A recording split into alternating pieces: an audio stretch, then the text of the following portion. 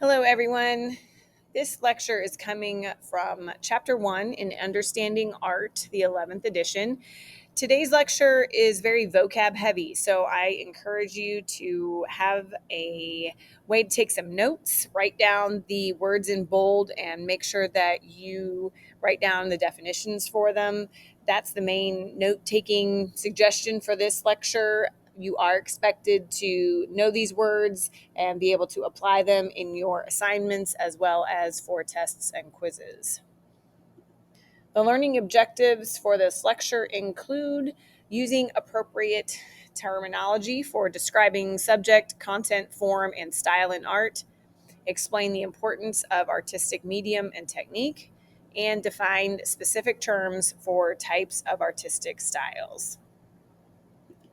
Have you ever heard the phrase, with great power comes great responsibility? Well, I'm going to make a very nerdy art variation that is, through greater understanding comes greater appreciation. And I'm going to go ahead and say that that's probably true for a lot of things in life, and especially in this class. The textbook says one can argue that only artists can explain their work, can make intelligible something that is not known or not understood. But understanding is defined as full awareness or knowledge that is arrived at through an intellectual or emotional process, including the ability to extract meaning or to interpret. The ability to appreciate or to perceive the value or worth of something from a discriminating perspective, then, is the consummate reward of understanding.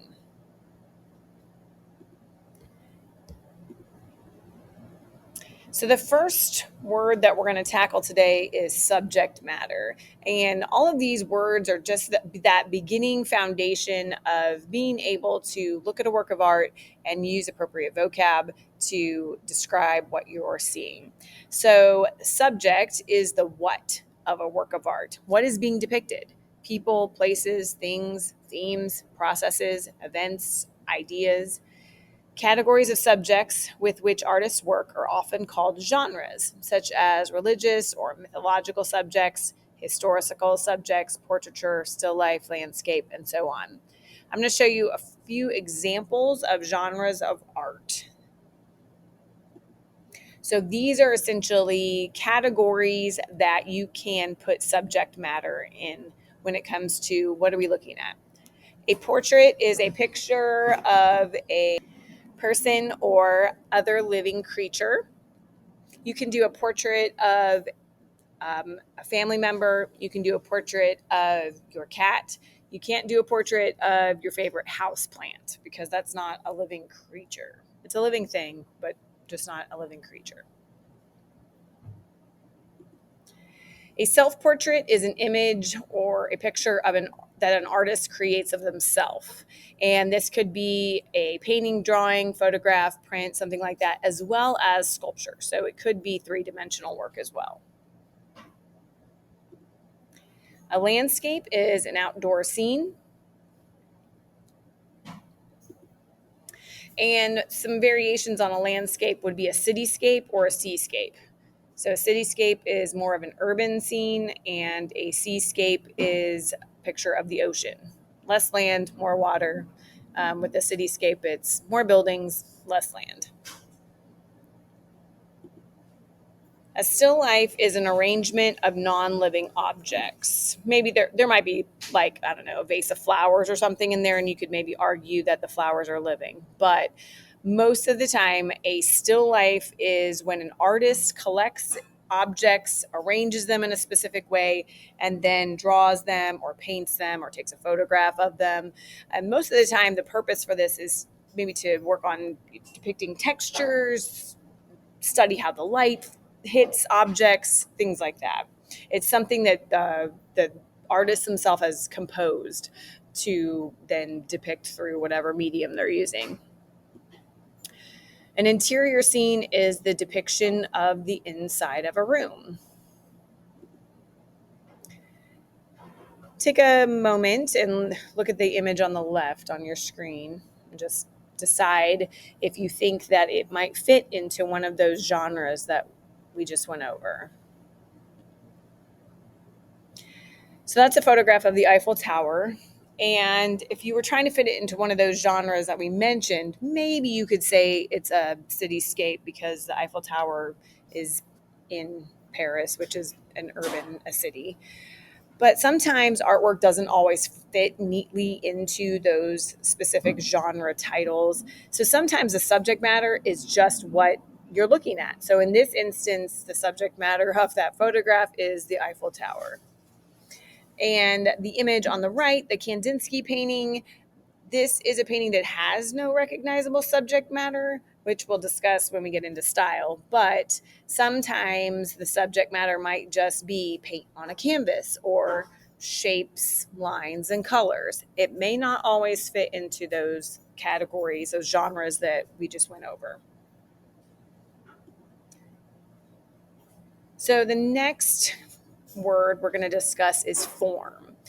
And form refers to the totality of a composition or design, the arrangement or organization of all its visual elements. So form is the how, the what is being presented. So they have this Matisse interior scene that I showed you just a moment ago. So the subject for that painting is an interior scene, the inside of a room. And the how is how did Matisse depict that room? So this is where we start talking about elements of art and principles of design, which we will get into in the next few lectures. But we could talk about how the colors are used, how patterns are used, how the space is depicted. This is a list of the visual elements and design principles. And as I just mentioned, we have not discussed these yet. So you're not responsible for understanding what all of these words mean yet.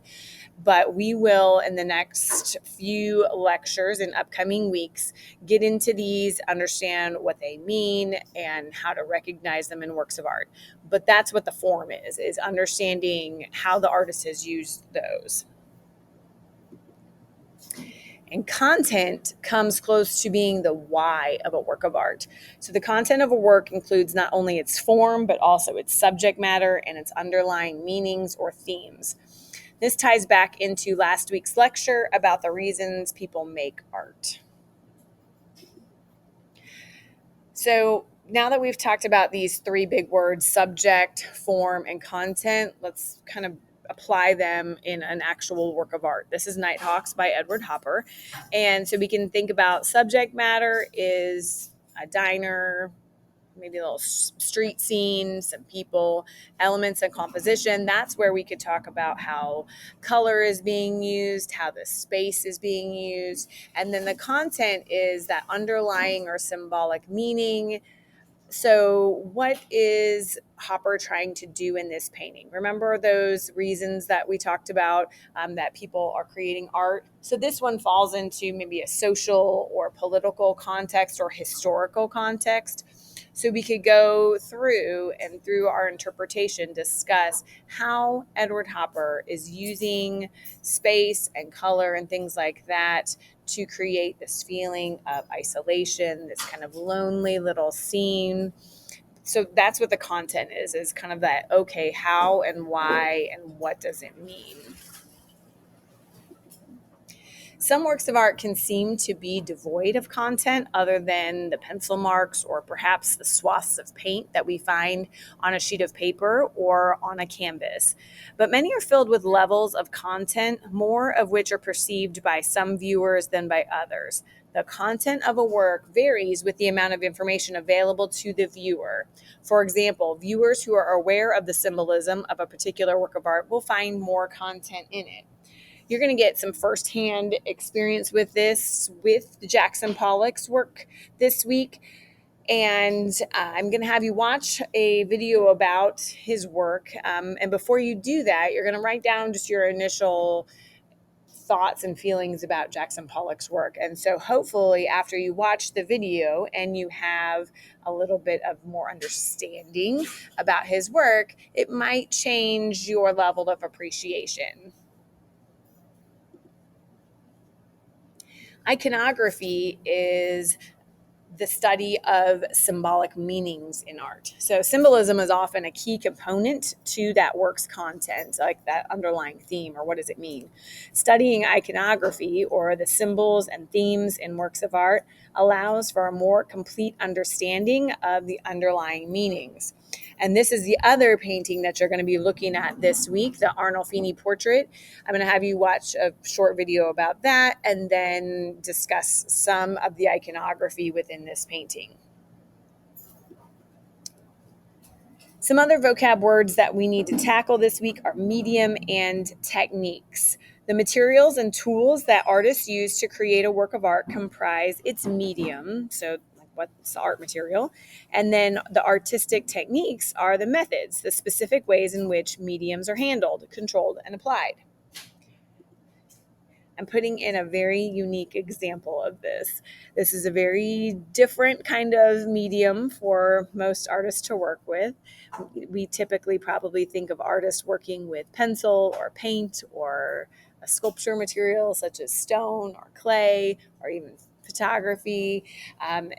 Janine Antoni's work called Gnaw is actually a very large piece of chocolate. So the medium is chocolate, and the techniques that she used, if you read through the description, are that she gnawed on it and she chewed on some other things. So those are a very unique way to apply techniques to a very unique medium. And we're also going to go over style. Style is a word I'm sure you're familiar with if you think about hairstyles, handwriting styles, fashion styles, music styles.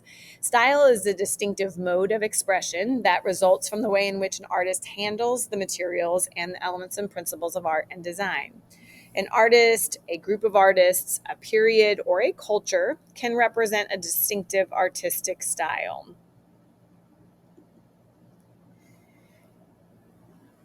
This painting is by Vincent van Gogh. And perhaps if you've seen Vincent van Gogh's paintings before, such as Starry Night, you might recognize his unique way of painting. And he's a good example of a recognizable style by a particular artist. He uses very short little brush strokes in a way that kind of create a movement, vibrating effect on his canvases. And so this is just an example of how a particular artist might have a recognizable style, how they handle the medium they're using, in this case, oil paint, so that it has a particular recognizable style. We're going to look at some very general styles that you can talk about whenever you're looking at any kind of artwork. So the first style we're going to discuss is realism. And realism refers to the replication of people and things as they are seen by the eye, without idealization, without distortion. So realism means the artwork looks the way that things look in the real world. Photographs may appear to be realistic, even though they provide highly idealized or even deceptive depictions of their subjects.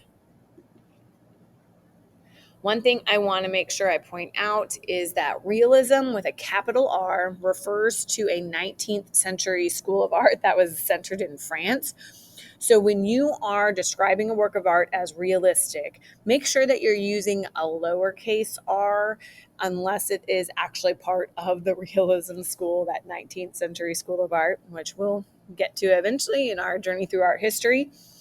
Realism can also be called naturalism, and both of those words just mean that the things are depicted the way that they are in the real world, meaning that the sky is the color that sky colors can be, blue, or if it's a sunset or whatever.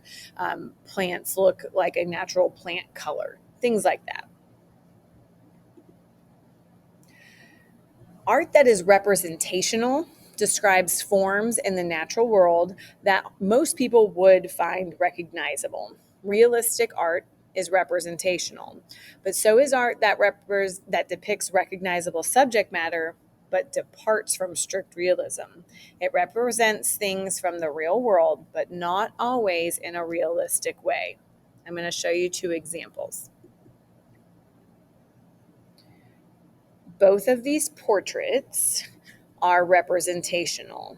They depict something that most people would recognize as a human form. The painting on the left, the James Abbott McNeill Whistler painting, is realism with a lowercase r, looks realistic. The proportions of the human are correct, the way that humans are normally proportioned. The hair is depicted the way that human hair looks, as in with the texture. The artist has tried to show light and shadow on the fabric to make it look realistic, the way it looks in real life. The image on the right, the Pablo Picasso, that is representational. It represents a human form. It's also what we could call a portrait, but it is not realistically painted. That is not how real humans look in the real world. So we'll get to the style that is applied for that in just a moment. Expressionism is a style that reflects a subjective or inner world. It's a style that conveys the psychological state of the artist. So expressionist art can often contain distorted and exaggerated forms, colors, textures, and other elements. So let's look at this Henri Matisse portrait. So the subject is it's a portrait. The style, we could say, is representational. It depicts something that we can recognize in the world, an object, which in this case it is a human being. But when it comes to how that woman is depicted, she has a lot of colors on her face and in the composition that are not necessarily realistic. So she's got some green on her face. There's some colors just in the background and kind of blending into her clothing that make this a little bit more of a expressionistic painting rather than a very realistic or naturalistic painting.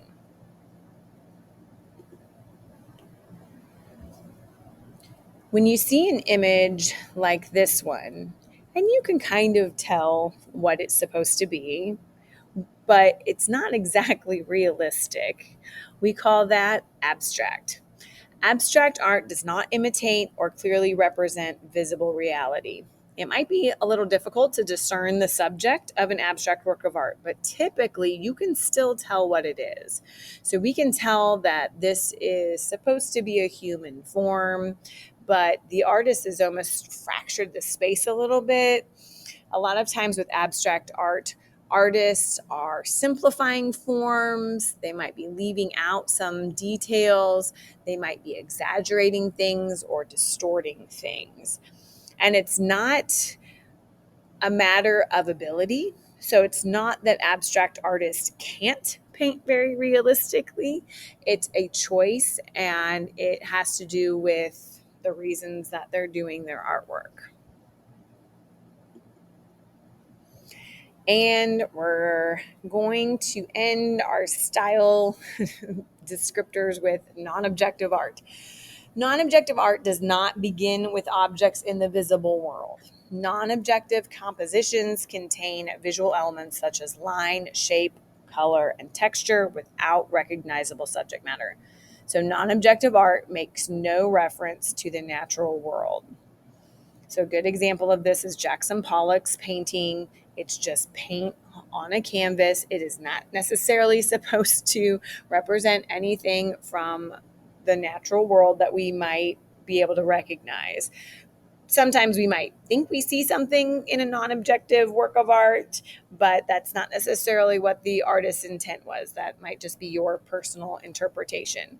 So non-objective art, just an arrangement of lines or shapes, paint on a canvas, some textures.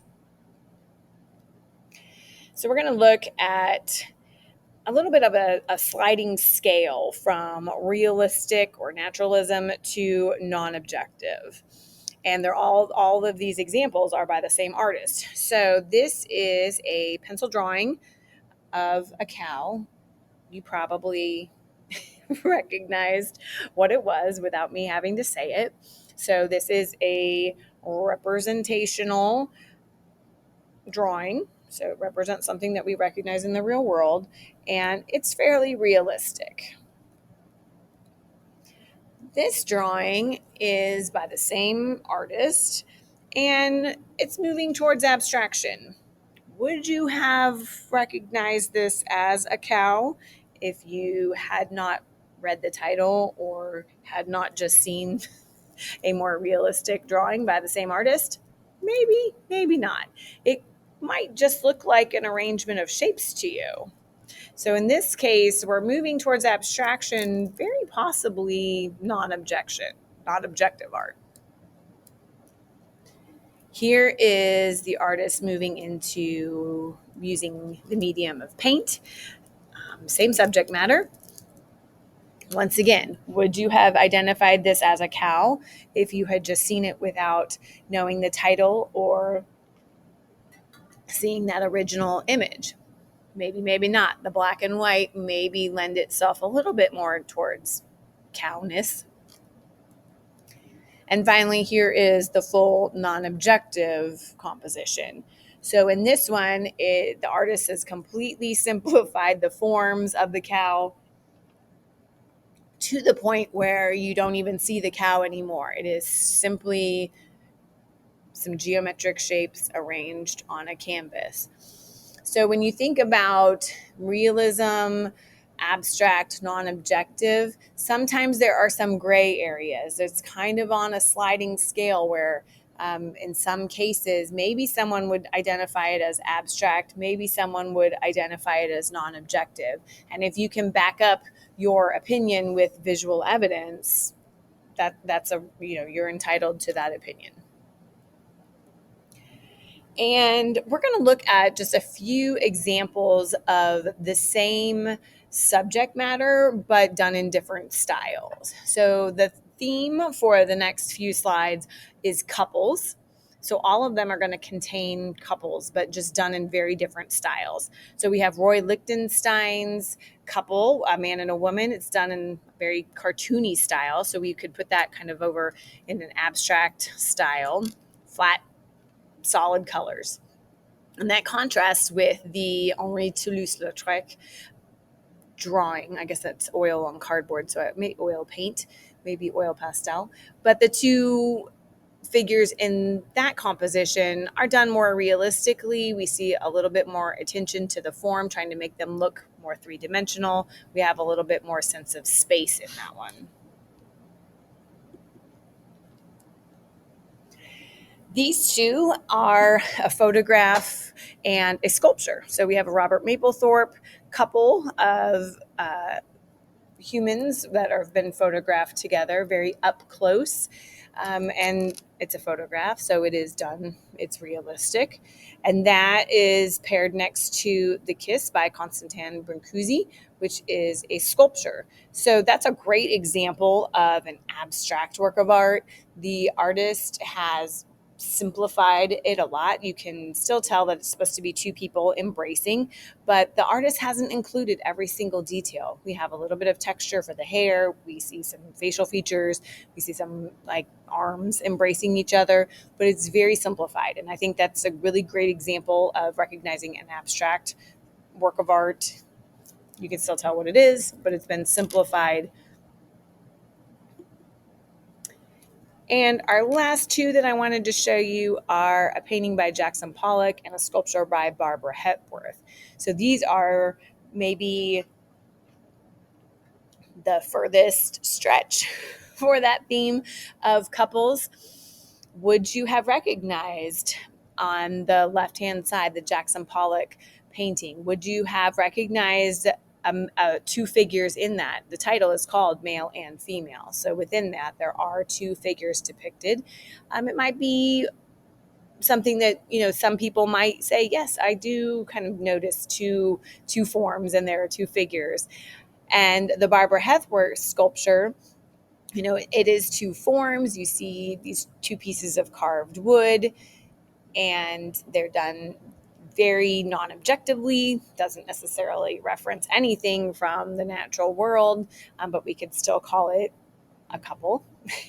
two forms. The last thing that I wanted to mention today was just how to read a credit line. As you're moving forward throughout the course, I want to make sure that you know how to get the information that you need when you're looking at a work of art. So this is an example from the textbook. So the first thing on the credit line is the figure number. So that means it just refers to the chapter and the number of images in that chapter. So if you're trying to find it, you know to go to chapter 1, and this figure is going to be in between number 10 and number 12. The artist for this painting is Audrey Flack, and the title is Marilyn Vanitas. Whenever you see a title for a work of art, it should be in some kind of font that's different than the rest of the text. So in this case, the title is in italics, and I've tried to be consistent throughout my presentations and will continue to do so, to always put artwork titles in italics. Sometimes they're in bold, sometimes you might see it in quotation marks, but typically the title is done somewhat differently, so you can be sure to identify that as the title. And then the date follows the title. Sometimes credit lines might include the dates of the artist's life and their nationality. Just make sure that if you're being asked what the date for an artwork is, that you're paying attention to the date of the artwork versus the date of the artist's life. Sometimes the date of the artwork might be more than 1 year. It could be something like 1977 to 1979. And that's sometimes because we either don't know exactly the date that the artist completed it, or perhaps it took longer than just 1 calendar year to complete. Often artists will work on things for longer than just, one at a time until it's finished. We also have the medium that's used. So for this painting, it was oil over acrylic on canvas. We have the dimensions, sometimes in inches and feet, or sometimes in the metric system. Could be both. And then lastly, this one shows where we could find it if we were going to go look at it in real life. So this concludes this lecture.